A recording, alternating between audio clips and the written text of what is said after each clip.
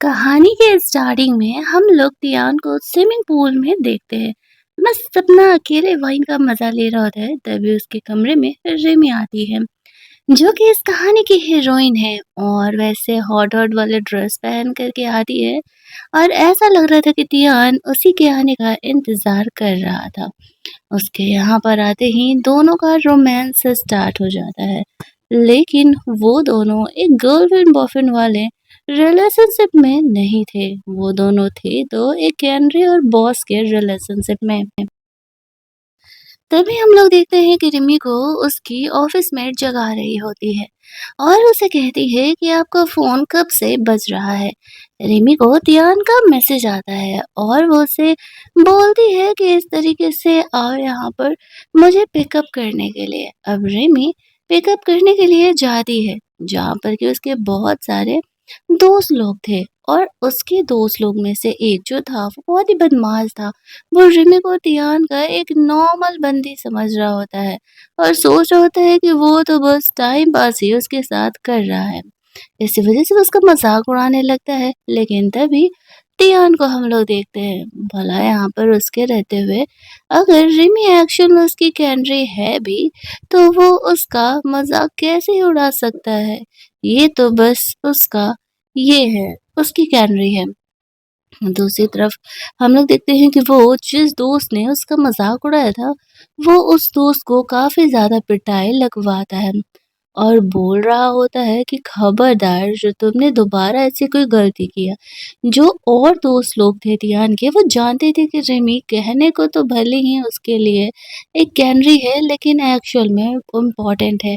ये पहली लड़की है जो कि इतने दिनों तक टियान के लाइफ में टिकी हुई है और रिमी को अपने पास आने के लिए कहता है। रिमी उसके पास जाती है तो बोलता है कि बोलो इसके साथ क्या करना है। अब वो इस तरीके से उसे बोलती है कि इसकी पिटाई लगाओ, इसने मेरा इंसल्ट किया है। तो ध्यान वही करता है, बहुत ही बुरे तरीके से एक्चुअल में वो उसकी पिटाई लगा देता है। इसके बाद हम लोग देखते हैं कि इस कहानी की शुरुआत कैसे हुई थी। कुछ महीने पहले रिमी ने जानबूझ करके एक बंदे को उसे बुली करने के लिए बोला था। और जैसे ही ध्यान उधर आ रहा होता है, तो वो बंदा जानबूझ करके रिमी को बुली करने लगता है। और यहाँ पर ध्यान को ये देखा नहीं जाता है और वो उसका हेल्प करने के लिए चले जाता है। जब वो उसका हेल्प करने के लिए जाता है, वो लड़का वहाँ से फरार हो लेता है। ध्यान उसकी ब्यूटी में इतना ज़्यादा इस तरीके से परेशान हो जाता है उसे देख करके कि कह रहा होता है, मैं कोई अच्छा लड़का नहीं हूँ और बदले में मैंने तुम्हारा हेल्प किया है तो तुम्हें मेरे साथ रहना होगा। तो वो मान जाती है, यही तो चाहती थी, यही तो इसने प्लान किया था इतने दिनों से। उस समय से दोनों यहाँ पर बॉस और कैनरी के रिलेशनशिप में आ जाते हैं। ध्यान रिमी को अपने साथ रख रहा होता है, वो उसकी ब्यूटी पर फिदा था। इस तरीके से मिसमराइज हो जाता था उसे देख करके कि उसे उसके आगे कुछ नहीं दिखता था। लेकिन क्या रिमी यहाँ पर सिर्फ उसके पैसों के लिए आई थी या फिर उसके पीछे कुछ मोटिव था, वो हमें बाद में पता चलने वाला है। अगले दिन ध्यान के कहने पर रिमी उनके साथ जाने के लिए रेडी थी। उससे पहले वो अपने ऑफिस जाती है, जहाँ पर कि कुछ लोग रिमी से जेलस होते थे। उन्हें ऐसा लगता था कि रिमी ने अभी रिसेंटली ही कंपनी ज्वाइन की है और ज़रूर ही वो बॉस के साथ फिजिकल रिलेशनशिप में है, तभी उसका बॉस उसे इतना सपोर्ट कर रहा है और उसे इतना प्रमोशन भी दे चाहता है। रिमी वो लड़का जो उसका मजाक उड़ा रहा था उसे अच्छा खासा सबक सिखाती है और कहती है, अगर तुम्हें कुछ करने की औकात नहीं है तो फिर मुझसे पंगा मत लिया करो। मैं अपने टैलेंट के दम पर यहाँ पर पहुंची हुई हूँ। और इस तरीके से वो उन लोगों को मुंह तोड़ जवाब देती है। लेकिन यहाँ पर उसे भी पता था कि सब उसे इसी तरीके से ट्रीट करने वाले हैं। खैर रिमी को उन बातों से कुछ खास फर्क भी नहीं पड़ रहा होता है। वो तो बस अपने काम पर ही फोकस रहना चाहती थी।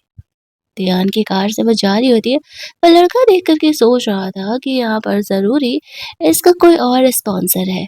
रिमी ध्यान के दोस्त ग्रुप में जाती है इसके बाद, जहाँ पर कि हम लोग देखते हैं कि वो पहली बार उन दोस्तों से मिलती है। उससे मिलते ही वो बुरे दिन याद आने लगते हैं जब इसके सिस्टर को इसके ग्रुप की लड़कियों ने बुली किया था और वो इसी वजह से ध्यान के पास आई थी उनसे रिवेंज लेने के लिए एक एक करके।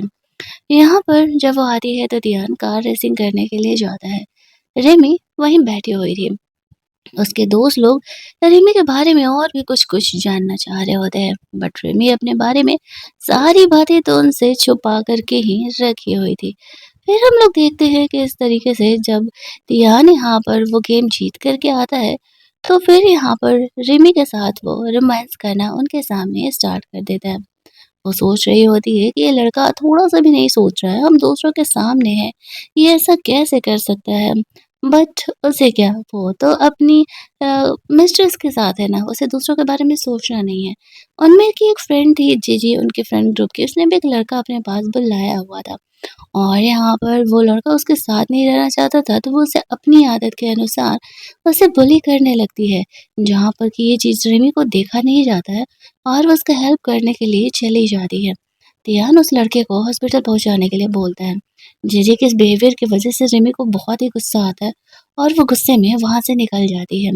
तियान उस लड़के को डाँटता है कि दोबारा वो इस तरीके की हरकत कभी भी नहीं करेगी, वरना वो बर्दाश्त नहीं करेगा। वो समझ गया था कि रिमी सैड है और गुस्से में, तो उसे मनाने के लिए जाता है। रिमी यहाँ पर उसे कहती है कि तुम भी तो अपने दोस्तों के ही जैसे हो। मुझे लगता है कि शायद मैंने तुम्हें चूज़ करके गलती किया। यहाँ पर तियान उसे कह रहा था, पिछले 6 महीने से हम साथ हैं, क्या मैंने तुम पर हाथ भी उठाया? नहीं ना, तो फिर तुम मुझे ऐसा कैसे बोल सकती हो? और रिमी को ये बोल कर के किस करने लगता है। यहाँ पर हम लोग देखते हैं कि रिमी तियान के साथ सिर्फ इसी वजह से थी, लेकिन वो उसे ऐसा जता रही होती है कि वो उससे प्यार करती है और वो आज तक उससे कभी कोई पैसे-वैसे भी नहीं लिए हैं। जब ध्यान फ्रेशन अप होने के लिए जाता है तो मौके का फ़ायदा उठाते हुए उसके लैपटॉप से इस तरीके से ज़िज़ी के बारे में कुछ चीज़ें बाहर न्यूज़ रिपोर्टर को दे देती है। अब उन्हें तो लगता है कि ऑथेंटिक है, क्योंकि ये यहाँ पर तियान के लैपटॉप से आया था। अब तक तियान को इस बारे में कुछ भी नहीं पता था और वो इस तरीके से आराम कर रहा होता है, लेकिन अगली सुबह जैसे ही यहाँ पर उसे अपने दोस्तों का कॉल आता है, तो उसे पता चलता है कि एक्चुअल में उसकी दोस्त के साथ ऐसा कुछ हुआ है। उनकी कंपनी में इतने ज़्यादा पंगे हो रहे हैं। तो फिर उसे डाउट होता है कि कहीं ये सब कुछ रिमी का तो किया हुआ नहीं है, क्योंकि रिमी कल इस तरीके से उसे लेकर के परेशान थी। बट वो उससे फ़िलहाल कुछ पूछता नहीं है और चुप ही रहता है। जब यहाँ पर रिमी जगती है, तो वो नॉर्मल उसके साथ बिहेव कर रहा होता है। रिमी तो समझ ही रही थी कि तियान को कुछ ना कुछ तो डाउट हुआ है। बातों-बातों में वो उससे कहता है, एक काम करो, मेरे लैपटॉप से ज़रा एक मेल भेजना है, भेज देना तो। तो रिमी उठती है, लैपटॉप इस्तेमाल करने का एक्टिंग करते हुए कहती है, पासवर्ड क्या है तुम्हारा? तुम्हारा बर्थडे तो ले नहीं रहा। अब तियान को लगने लगता है कि शायद वो इस तरीके से ओवरथिंक कर रहा है और ये जो काम है ये उसका नहीं किया होगा। उसने जानबूझ कर के ये सब कुछ किया था ताकि यहाँ पे ध्यान को भरोसा हो जाए कि उसने नहीं किया। अब जीजी के बारे में जो भी चीज़ें बातें आ रही थी बाहर, उससे तो साफ पता चल रहा था कि जीजी कितनी बुरी है और इससे इसकी कंपनी में बहुत ही ज़्यादा वाला प्रॉब्लम होना स्टार्ट हो जाता है। यहाँ पर रिमी बिल्कुल नॉर्मल थी, ये तो बस उसका स्टेप 1 था। अभी बहुत कुछ ऐसे काम हैं जो कि उसे करना उनके ग्रुप से रिलेटेड अभी बाकी था। वो रिमी को हॉर्स राइडिंग करने के लिए लेकर के जाता है, जहाँ पर कि रिमी को हॉर्स राइडिंग करने नहीं आता था, तो उसे सिखा रहा था। उसके और भी दोस्त यहाँ पर आए हुए थे, जिनमें जीजी भी आए हुए थे।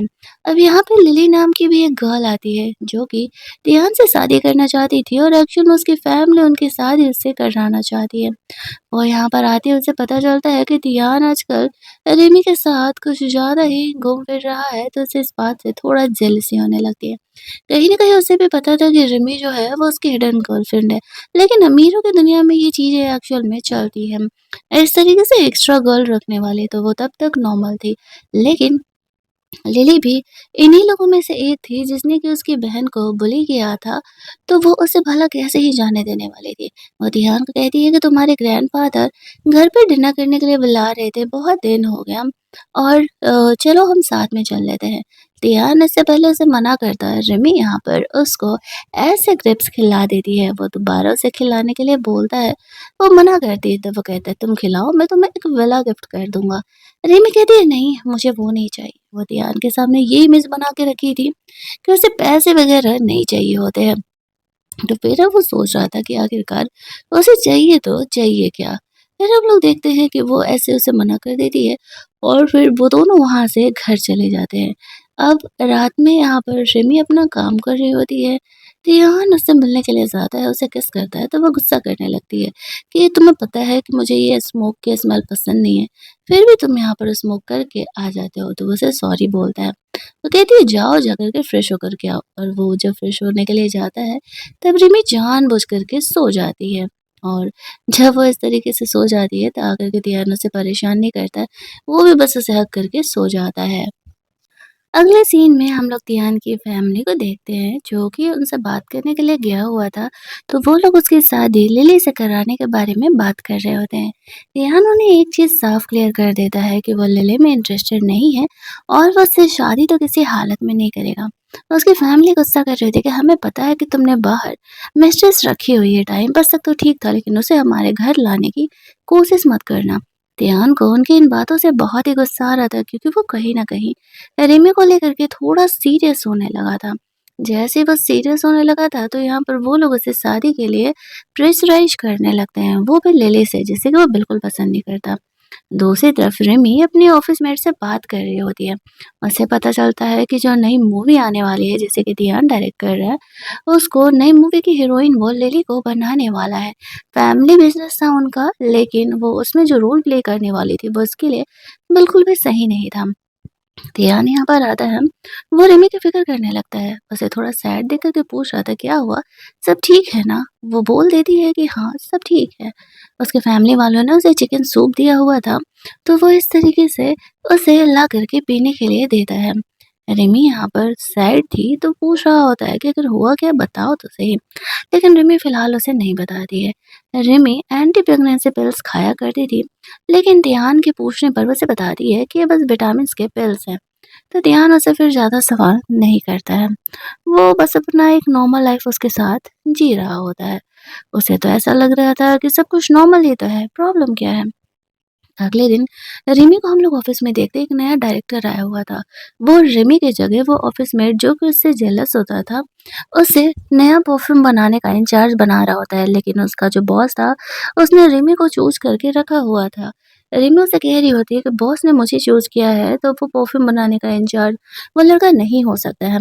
लेकिन डायरेक्टर कहता है कि तुम मुझसे पंगे ले रही हो, जॉब से हाथ धोना है क्या? तभी कंपनी का बॉस यहाँ पर आ जाता है और वो उन लोगों को डाँटते हुए कहता है कि जब मैंने यहाँ पर अरेंजमेंट किया है कि कंपनी का परफ्यूम बनाने का इंचार्ज रिमी ही रहेगी, तो कौन मेरे ऑर्डर के खिलाफ जा रहा है? सब चुप हो जाते हैं यहाँ पर, कोई कुछ भी नहीं बोलता है। रिमी की तबीयत एक्चुअल में थोड़ी ख़राब रह रही होती है। उसकी फ्रेंड बोलती है कि मुझे लगता है कि तुम्हें डॉक्टर को चेक कराना चाहिए, तुम्हारी बीमारी बढ़ती जा रही है। रिमी जानती थी कि उसकी बीमारी बढ़ रही है और उसे डॉक्टर से एक प्रॉपर चेकअप की ज़रूरत है, बट उसे वक़्त ही नहीं मिल रहा था। पर फिर भी वो सोचती है कि वो डॉक्टर को दिखाने के लिए जाएगी। सीन कट होता है शाम में, उसे अपने ऑफिस लोगों के साथ नया जो डायरेक्टर आया था, उसके आने की खुशी में इस तरीके से पार्टी करने के लिए जाना पड़ता है। सब उसे ड्रिंक करने के लिए फ़ोर्स कर रहे थे और वो मना कर रही होती है कि नहीं, मुझे ड्रिंक नहीं करना है। बट वो लोग उसे ज़िद किए जा रहे थे कि नहीं, ड्रिंक तो करना पड़ेगा। हमारा नया-नया डायरेक्टर यहाँ पर आया हुआ है और तुम्हें उसके लिए तो ड्रिंक करना ही पड़ेगा। अब वो सोच रही होती है कि ये लोग जानबूझ कर के उसे परेशान इस तरीके से कर रहे हैं। इधर हम लोग देखते हैं ध्यान अपने दोस्तों के साथ था, तो वहाँ पे लिली जानबूझ कर के बताती है कि मैंने यहाँ पर देखा है रिमी को कुछ लड़कों के साथ ऐसे होटल में पार्टी करने के लिए जाते हुए। अब ये देखते ही ध्यान यहाँ पर जेलस होने लगता है और वो तुरंत ही चले जाता है उस होटल के लिए, जहाँ पर कि जब वो जाता है तो देखता है कि कोई उसके बॉस लोग जो थे वो सच में उसे परेशान करने का कोशिश कर रहे हैं। अब रिमी उन्हें रोक रही होती है, उसकी ऑफ़िस फ्रेंड भी उन्हें रोकने का कोशिश कर रही थी, लेकिन कोई फ़ायदा नहीं हो पा रहा होता है। तब तक वहाँ पर टियान पहुँचता है और उन लोगों की अच्छी खासी पिटाई लगा देता है। और उस पिटाई की वज़ह से वो लोग काफ़ी घबरा जाते हैं और उन्हें पता था कि एक्चुअल में तियान कौन है, तो फिर वो उनसे पंगे तो नहीं ही ले सकते थे। वो लोग पूरा सॉरी-सॉरी बोलने लगे हैं। वो उन्हें वार्न करता है कि तुम्हें पता नहीं है कि रिमी मेरी बंदी है और अगर पता है तो ये जानने के बाद भी तुम लोग उस पर हाथ डालने की गलती कर रहे हो। मैं तुम लोगों को छोड़ने नहीं वाला हूँ। रिमी को वो वहाँ से लेकर के जाता है। उन लोगों की तो हालत ही खराब थी कि अब तो वो लोग गए यहाँ से। तियान रिमी को वहाँ से लेकर के जाता है। अगले दिन रिमी डॉक्टर से खुद को चेक कराने के लिए जाती है। डॉक्टर उसे चेक करता है और कुछ सप्लीमेंट्स वगैरह उसे दे देता है, लेकिन उसके जाते ही वो तियान का फ्रेंड निकलता है और उसे कॉल करते हुए कहता है, यार तेरी बंदी अंदर से इतनी कमज़ोर है, डिप्रेशन से वो जूझ रही है और फिर भी तुम उसे एंटी प्रेगनेंसी पिल्स खिला रहे हो, ये उसकी ज़िंदगी के लिए कितना हार्मफुल है। वो ऐसे ही चलते रहा तो फिर आगे बेबी कंसीव करने में दिक्कत होगा, वो मॉम नहीं बन पाएगी। तियान को तो इन सब चीज़ों के बारे में पता ही नहीं था। उसे ऐसा लग रहा होता है रिमी के कहने पे कि वो तो विटामिन ही खा रही है, लेकिन जब रिमी घर आती है तो तियान उस पर काफ़ी भड़का हुआ था। वो रिमी से पूछता है कि वो यहाँ पर एंटी प्रेगनेंसी पिल्स क्यों ले रही है। रिमी उसे कहती है, अगर मैं वो दवाई ना लूँ तो क्या तुम यहाँ पर प्रोटेक्शन यूज करने वाले हो। वो उसे कहती है कि नहीं।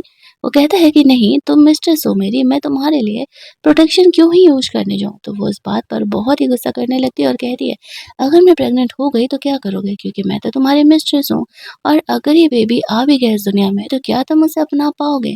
नहीं ना। तुम्हें भी बहुत ही अच्छे तरीके से पता है कि हम दोनों सिर्फ़ यहाँ पर एक-दूसरे के साथ टाइम पास कर रहे हैं और फिर एक बच्चे की ज़िंदगी हम क्यों ही बर्बाद करेंगे? तुम मुझसे शादी नहीं कर सकते, उस बच्चे को अपना नाम नहीं दे सकते हो, तो मुझे तो एंटी प्रेग्नेंसी पिल्स लेना ही पड़ेगा ना। तो वो इस बारे में चुप ही हो जाता है। भला कह क्या सकता था वो? उसके पास कोई ऑप्शन नहीं था। वो अपने गुस्से को कंट्रोल करके अपने दोस्त से मिलने के लिए जाता है। उसके दोस्त से पूछता है कि अगर तुम्हारी मिसेस प्रेग्नेंट हो जाएगी तो तुम क्या करोगे? वो लोग कह रहे होते हैं कि ऑब्वियस सी बात है कि बेबी अबॉर्ट कराएँगे, क्योंकि हमारी फैमिली तो हमें ज़िंदा नहीं छोड़ेंगे अगर पता चला कि हमने किसी लड़की को प्रेग्नेंट कर दिया है तो।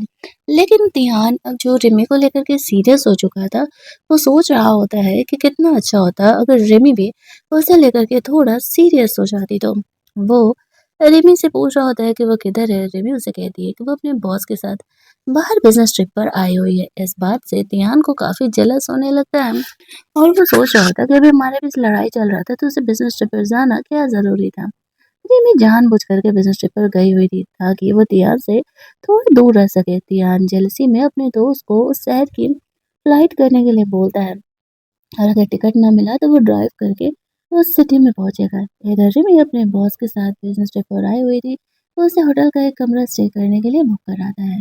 रिमी अपने कमरे में जाती है तभी वहां पर वो देखती है कि तियान आया हुआ है। वो उससे पूछती है कि वो यहाँ क्या कर रहा है। तियान उसे कहता है कि अब मेरी बंदी मुझसे गुस्सा होकर के मुझे छोड़ करके बिजनेस ट्रिप पर गई थी तो मैं तो उससे मिलने के लिए आया हूँ।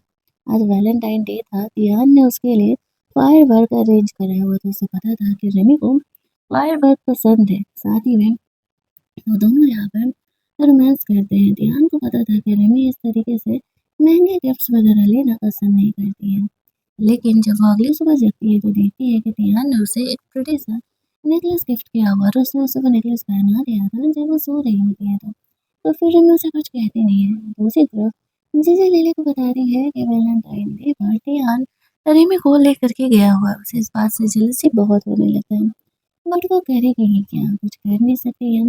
और यहाँ पर जीजी सोच रहे थे कि लड़की सच में ढक्कन है। उसे अब भी लगता है कि ध्यान उससे शादी करने वाला है। वो अच्छे से जानती थी कि ध्यान रिमी में कितना इंटरेस्टेड है। अगले दिन रिमी अपना काम कर रही होती है तो ध्यान उसे उसके साथ टाइम स्पेंड करने के लिए बोलता है और दिन रात सिर्फ काम ही करते रहती है। रिमी उसे कहती है वही करने के लिए तो मैं आई हूँ ना। यहाँ पर लिली उसे कॉल करती है और कहती है कि मैं स्पोक पर्सन बनना चाहती हूँ। तुम्हारी जो मूवी आने वाली है उसके इंटरव्यूज वगैरह में जाना चाहती हूँ। मुझे मेल लीड बनना है। तो रिमी से कहता है कि जैसे तुम कहोगे वैसे ही मैं चूज करने वाला हूँ। तो रिमी से कहती है कि मैं नहीं चाहती कि लिली यहाँ पर उस मूवी में रोल करे। तो वो पूछता तो ठीक है बताओ किसे चाहती हो। तो वो जीजी का नाम ले लेती है। वो जानबूझ करके दोनों के बीच लड़ाई करने के लिए ऐसा करती है। जब ये बात लिली को पता चलता है तो वो जीजी से जा करके गुस्सा करने लगती है। जीजी कहती है अब ईहान की टीम ने मुझे कॉन्टैक्ट किया तो भला मैं मना क्यों करने वाली हूँ।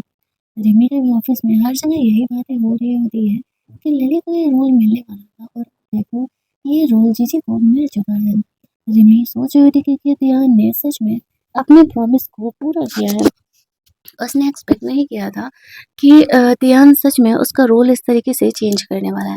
अगले दिन जब रिमी अपना नया परफ्यूम बना रही होती है, तभी जीजी उसके ऑफिस में आती है। कहती है कि अब मैं समझूं कि तियान तुम्हारे पीछे पागल क्यों है। काम करते वक्त तुम सच में काफ़ी खूबसूरत लगती हो। इस बात पर रिमी उसे कहती है, अनरिलायबल लोगों को यहाँ ऑफिस में आना अलाउड नहीं है। मैं काम कर रही हूँ, ये कह के वो गेट बंद कर देती है। जीजी अपना गुस्सा कंट्रोल करके रखती है कि अगले कुछ दिनों में रिमी का जो वो इंसल्ट करने वाली है, उसके बाद मज़ा ही आने वाला, बट उसे खुद भी नहीं पता था कि उसके साथ क्या होने वाला है। रिमी इस तरीके से अपना मेकअप वगैरह कर रही होती है जीजी का। जीजी उसे जानबूझ कर के इन कामों में फँसा कर के रखी हुई थी और रिमी भी यही चाह रही होती है। थोड़ी ही देर में वो इंटरव्यू में जाने वाली थी। इंटरव्यू में जाने से पहले रिमी ने सब कुछ सेट कर दिया था। जैसे ही इंटरव्यू स्टार्ट होता है, कुछ टाइम बीता है, जीजी को अजीब से हैलुसिनेशंस होने लगते हैं। एक्चुअल में उस इयरिंग में यहाँ पर इस तरीके से चीज़ें रिमी ने लगाई थी जिससे कि जीजी सब कुछ सच पकने लगती है। ऊपर से उन दोनों की लड़ाइयों की बातें उसके और लिली के सारे सामने आ जाते हैं और जीजी का एक मिस्ट्रेस भी है जिसे वो ऐसे बुली करते रहती है। वो सारी बातें आ जाती है। इंटरव्यू खत्म होने के बाद रिमी का बॉस उससे मिलने के लिए आता है। वो उसे कहता है, मुझे पता है कि तुम अपनी बहन की सिस्टर हो, मैं उसे जानता था। वो मेरी क्लोज़ फ्रेंड रह चुकी है, अभी फ़िलहाल कहाँ है? अचानक से वो गायब हो गई। हम दोनों कॉलेज साथ में पढ़ा करते थे। रिमी समझ जाती है कि उसका बॉस यहाँ पर उसकी बहन को कहीं न कहीं पसंद करता था। वो उसे कहती है कि वो कल उसे लेकर के जाएगी अपनी बहन से मिलने के लिए। घर जाती तो डियाना से कहता है कि वो इंटरव्यू में गई हुई थी, तो यहाँ पर रिमी को ऐसे किसी ने फ़ोटो अपलोड कर दिया, लेकिन उसने उस न्यूज़ को ही हटवा दिया। वो कहता है, तुम मेरी बंदी हो, तुम्हें कोई भी बदनाम नहीं कर सकता। हालाँकि रिमी को इन बातों से कोई फ़र्क नहीं पड़ रहा होता है। अगले दिन वो अपने बॉस से मिलने के लिए जाती है, जहाँ पर कि उसका बॉस उसे बताता है, मुझे पता है कि तुम जीजी से चिढ़ती हो और तुमने ये इंटरव्यू वाला कांड सारा किया है, लेकिन ये बहुत ही रिस्की है और तुम्हें संभाल के रहना होगा। अगर ये बात जीजी को भनक भी लग गई कि ये सब कुछ तुम कर रही हो, तो वो तुम्हें जाने नहीं देने वाली है। रिमी अपनी बहन से मिलाने के लिए अपने बॉस को लेकर के जाती है, जिसे देख कर के वो बहुत ही इमोशनल हो जाता है। उसे पता ही नहीं था कि वो कोमा में है। रिमी उसे बताती है, कुछ टाइम पहले यहाँ पर जीजी और उनके चमचों ने मेरी बहन को इस तरीके से बुली किया था। इतनी ज़्यादा वो इंसर्ट हो गई थी कि वो कोमा में जा चुकी थी। यहाँ पर उसका बॉस रिमी का सपोर्ट करने का डिसाइड करता है और कहता है, तुम्हें जो करना है करो, मैं तुम्हारे साथ रहूँगा। मेरी तरफ से तुम्हारा पूरा सपोर्ट रहेगा और तुम्हें कोई भी रोकने वाला नहीं है। रिमी सोचती है कि क्या शायद वो अपने बॉस पे ट्रस्ट कर सकती है। इस दुनिया में कोई है जिस पर कि वो खुद के अलावा भरोसा कर सकती है। थैंकफुली उसे एक ऐसा दोस्त मिलता है जो कि उसकी बहन का रिवेंज लेने में उसका हेल्प करने के लिए तैयार है। रिमी जब घर पहुंचती है तो ध्यान काफी जेलस था। वो काफी लेट नाइट घर आई थी। उसे बताती है कि वो अपने बॉस के साथ हॉस्पिटल गई थी किसी से मिलने के लिए। वो उसे कहता है, ऐसे लेट से घर मत आया कर। उसे काफी जेलस होता है। रोमांस करने के बाद जब रात में रिमी सो रही होती है तो वो अपनी बहन के बारे में सपना देख रही थी। एक्चुअल में रिमी एक ऑर्फनेज से बिलोंग करती थी। उसकी बहन भी उसे ऑर्फनेज में रहा करती थी और उसी ने उसे अडॉप्ट किया था। दोनों एक्चुअल में बहनें नहीं थी। रिमी अपनी उस बहन से बहुत प्यार करती थी। ध्यान उसे काम डाउन करते हुए कहता है कि डोंट वरी, बस एक बुरा सपना था। मैं हूँ ना तुम्हारे साथ, मैं सब कुछ ठीक कर दूँगा। ये कहते हुए उसे काम डाउन करता है और उसे फ्रेशन अप होने के लिए लेकर के जाता है, जहाँ पर कि वो सोच रही होती है कि मैं तुम्हारे साथ हूँ भी इसीलिए सिर्फ। फिर वो उसे अपने फैमिली पार्टी में लेकर के जाता है। रिमी जब रेडी होकर के जाती है तो ध्यान खुद उसे देखते हुए शॉक हो जाता है कि ये इतनी खूबसूरत लग रही है और वो उसे पार्टी से चलने के लिए कहता है कि मैं नहीं चाहता कि कोई यहाँ पर तुम्हें इतनी प्रिटी प्रिटी रूप में देखे। बट इस तरीके से वो कह रही होती है कि कम ऑन, मजाक नहीं करो, अभी इतना इम्पोर्टेंट पार्टी है, हम ऐसे छोड़ कर के नहीं जा सकते हैं। तो फिर वो उसे पार्टी में अंदर लेकर के जाता है, जहाँ पर कि रिमी का एक दोस्त आता है, जो कि उन्हीं बुली करने वालों में से एक था। तो रिमी उसे पटाने का प्लान करती है और इस तरीके से ये बात यान को पता नहीं था। उसकी फैमिली जब उसे बुलाती है बात करने के लिए तो वो कहती है कि जाओ तुम अपनी फैमिली से बात करो, मैं यहीं पर तो हूँ, मैं कहाँ ही जाने वाली हूँ। तो फिर वो अपने दोस्तों से बात करने के लिए चले जाता है और एक वेटर से गलती से उस लड़की के ऊपर ड्रेस गिर जाता है, तो वो इस तरीके से उस ड्रेस को क्लीन करने के लिए जाने लगता है। रिमी भी ड्रिंक करने के बाद इस तरीके से वहाँ से वॉशरूम जाने की एक्टिंग कर रही थी। जानबूझ करके वो उस लड़के से वहाँ मिलती है और उसे ये हिंट देती है कि एक्चुअल में वो उसके साथ फ्लर्ट कर रही है। नंबर वंबर भी शेयर करके आती है और वो तो खुशी हो जाता है। वो तो बस मौके का इंतज़ार कर रहा था कि कब उसे मौका मिले। दूसरी तरफ हम लोग देखते हैं कि इस तरीके से यहाँ पर ध्यान रिमी को ढूँढ रहा होता है। रिमी यहाँ पर आती है तो बोलता है वो कहाँ चली गई थी? तो बोलती है कि वो वॉशरूम में तो गई थी, क्या प्रॉब्लम है? फिर मौके का फ़ायदा उठाते हुए रेस्ट करने के लिए रेस्ट रूम में जाती है और वो लड़का जानबूझ कर के उसे फ़ॉलो करते हुए आ जाता है। रिमी को पता था कि वो लड़का उसे फ़ॉलो करते हुए ज़रूर आएगा। इसी वज़ह से तो उसने ये सब कुछ चाल चला था। वो लड़का यहाँ आते ही रिमी के साथ फ्लर्ट करने का कोशिश करने लगता है और तब तक वहाँ पर ध्यान आ जाता है। ध्यान आते ही उसकी पिटाई लगा देता है और बहुत ही गंदा वाला। वो लड़का कह रहा था कि रिमी ने पहले उसे पटाया है, लेकिन कोई कहाँ ही सुनने वाला था। उसके दोस्त लोग उसे वहाँ से लेकर के जाते हैं और तियान रिमी को घर लेकर के जाता है, जहाँ पर कि वो बहुत ही जेलस था और बोल रहा था कि वो सिर्फ़ उसकी है। अगली मॉर्निंग रिमी चेक करती है तियान ने उस लड़के का फ़ोन नंबर अपने फ़ोन से डिलीट कर दिया। वो खुश हो रही होती है कि उसका प्लान कामयाब हो रहा है। वो खुश होकर के उसे प्यार से किस कर लेती है। अब वो सोच रहा था, आज कौन-सा इतना खुशी का दिन है भाई, जो वो इतना प्यार उस पर जता रही है, बट फिर वो उसे नोटिस नहीं करता है। इसके बाद हम लोग देखते हैं कि रिमी अपना ऑफ़िस के काम से शायद बाहर निकली हुई थी। जहाँ पर कि वो अपने बॉस से मिलती है, तो उसका बॉस उसे बोल रहा होता है कि क्या तुमने आगे क्या करना है वो प्लान किया है? वो कहती है हाँ, मैंने बहुत कुछ अभी प्लान किया। वो दोनों उसकी बहन के बारे में अभी डिस्कशन कर रहे थे, तो उसे ढूँढते हुए रिहान वहाँ पर पहुँच जाता है और रिमी को और वो रिमी को अपने साथ चलने के लिए बोलता है। रिमी उसे कहती है कि मुझे दोपहर में काम है, तो वो और ज़्यादा गुस्सा करने लगता है और कहता है मैं कह रहा हूँ ना चलो तो मतलब चलो। तो फिर मजबूरी में उसे उसके साथ जाना पड़ता है। कार में ही वो उसके साथ रोमांस करने लगता है। रिमी गुस्सा करती है कि हम पब्लिक प्लेस पर हैं ना। वो कहता है डोंट वरी, कार में ब्लैक मिरर लगा हुआ है और कोई भी बाहर से हमें नहीं देख पाएगा। और वो वहाँ पर फाइनली उसके साथ रोमांस करता है, जहाँ पर कि रिमी सोच रही होती है कि ये लड़का सच में पागल है। इसके बाद वो उसे स्टार्स दिखाने के लिए लेकर के जाता है। उसे पता था, उसे स्टार्स कितना ज़्यादा देखना पसंद है, इसी वज़ह से वो उसे लेकर के गया हुआ था। लेकिन जब वो लोग लौट रहे होते हैं, तो तियान पहले घर चला जाता है और रिमी थोड़ी देर बाद आ रही थी। बीच में जिस लड़के ने रिमी को छेड़ा था, उसके मॉम-डैड आकर के रिमी को किडनैप कर लेते हैं। उन्हें ऐसा लगता है कि ये सब कुछ रिमी की वज़ह से ही हो रहा है, इसी वज़ह से वो लोग रिमी को किडनैप करके लेकर के जाते हैं और ये बात यहाँ पर तियान को पता चल जाता है और वो लोग रिमी को किडनैप करके लेकर के जा रहे होते हैं, जहाँ पर कि रिमी को बाद में पता चलता है कि उसकी फैमिली ने ही एक्चुअल में उसे किडनैप किया है।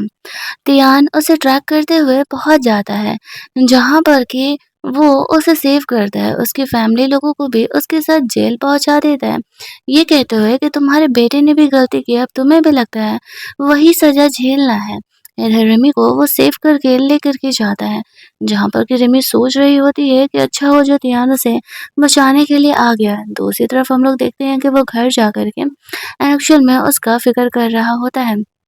वो उसको लेकर के बहुत ज़्यादा ही परेशान था, उसके लिए खाना-वाना बनाता है, उसके लिए दवा वगैरह लगाता है, लेकिन उसने उसकी जान बचाई ये तो ठीक है, ये तो अलग बात है। रिमी के माइंड में ये सवाल चल रहा था कि इतना जल्दी तियान को पता कैसे चल गया कि आखिरकार वो किडनैप हो गई है और वो किधर है? उसे उस नेकलेस पर डाउट होता है। अगले दिन वो चेक कराने के लिए उसे लेके जाती है तो उसे पता चलता है कि इसमें ट्रैकर लगा हुआ।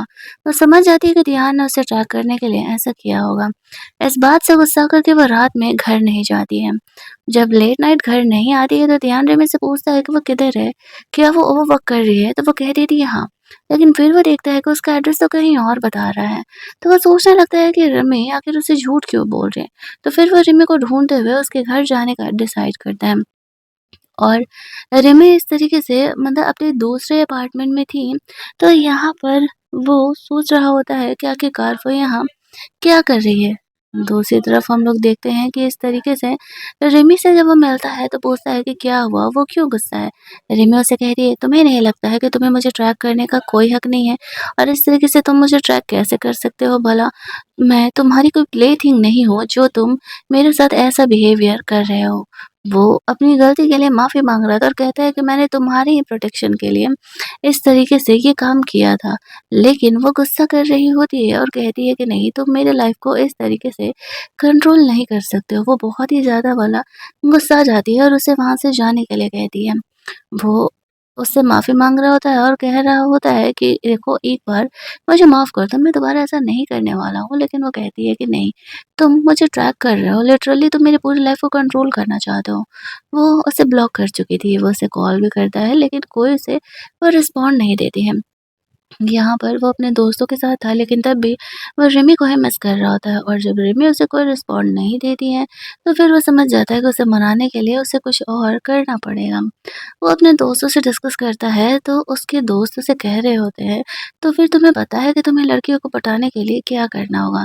इस तरीके से वो उसके लिए रात में फायरवर्क अरेंज करवाता है, ड्रोन शो अरेंज करवाता है, जिसमें कि उसने उसे सॉरी लिखवाया हुआ था।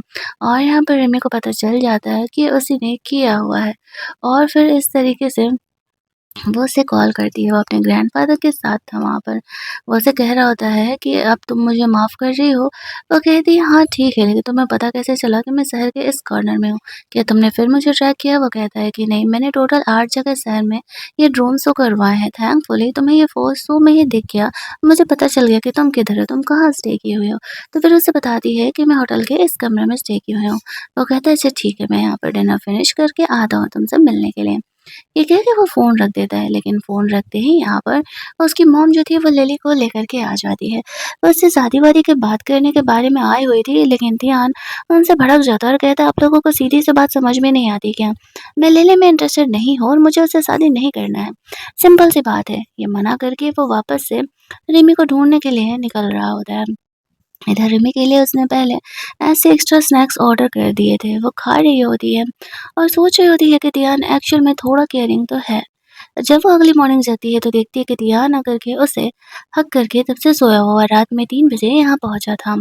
रिमी सोच रही थी कि बंदा अगर रियल में उसे पसंद करने लगेगा तो फिर उसका उससे ब्रेकअप करना तो थोड़ा मुश्किल हो जाएगा। लेकिन रिमी को ये नहीं पता था कि इस बात को ऑलरेडी लेट हो चुके हैं और यहाँ पर दियान को उससे प्यार हो गया और अब वो रिमी के साथ एक सीरियस रिलेशनशिप में रहने के लिए सोच रहा है। दियान वॉशरूम जाता है तो रिमी को इस तरीके से एक न्यूज़ आता है कि जहाँ पर कि लिली एक मिस्टीरियस इंसान के साथ डिनर कर रही है और ऊपर से उसे यहाँ पर लिली का मैसेज भी आता है कि दियान उसका है। दियान यहाँ पर आता है तो रिमी उससे गुस्सा होती है, वो उससे पूछती है क्या हुआ? तो वो उसे वीडियो दिखाते हुए कहती है कि तुम उसके साथ डिनर कर रहे हो, तुमने तो कहा था कि तुम ग्रैंडफ़ादर के साथ हो। दियान उसे पूरा पिक्चर दिखाता है और कहता है कि मैंने तुमसे कोई झूठ नहीं बोला है, एक्चुअल में मैं कल ग्रैंडफ़ादर के ही साथ डिनर कर रहा था लेकिन लिली को मेरी मॉम लेकर के आ गई। मैं उसे पसंद नहीं करता हूँ, तो उसके मैटर में भला तुमसे झूठ क्यों बोलूँगा? वो रिमी को क्लैरिफ़िकेशन दिखाता है, वीडियो देकर के उसे भरोसा दिलाता है कि वो उसे चीट नहीं कर रहा है। फिर वो रिमी से पूछ रहा था कि क्या वो जेलस हो रही है उसे लिली के साथ देख कर के। रिमी उसे कहती है कि नहीं, भला मैं क्यों जेलस होने जाऊँ? फिर इसके बाद वो उसकी ऑफ़िस मेट जो कि यहाँ आई हुई थी उसके साथ स्टे करने के लिए और दियान तीनों ही लंच करने के लिए जाते हैं। उसकी ऑफ़िस मेट को कहीं न कहीं पता था कि दियान और रिमी का एक्चुअल में क्या रिलेशन है।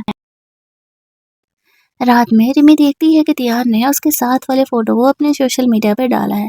पूछने पर वो उसे बताता है कि मैंने अपने सारे रिश्तेदारों को ब्लॉक कर दिया है। अब हम दोनों आराम से हमारी दुनिया में रह सकते हैं।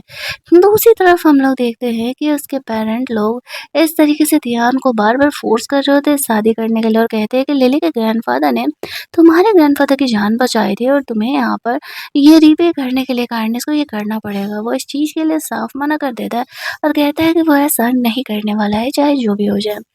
दूसरी तरफ रिमी तियान के घर आने का वेट कर रही थी। उसने कहा था कि वो फैमिली से मिल के आ रहा है, लेकिन वो तो नहीं आता है। ये न्यूज़ ज़रूर आती है कि इस तरीके से लिली को वही प्रोजेक्ट वापस से तियान ने दे दिया है। वो लिली से पीछे छुड़ाने के लिए उसे ये प्रोजेक्ट दिया था। रिमी को जब ये बात पता चलता है तो उसे बहुत ही बुरा लगने लगता है।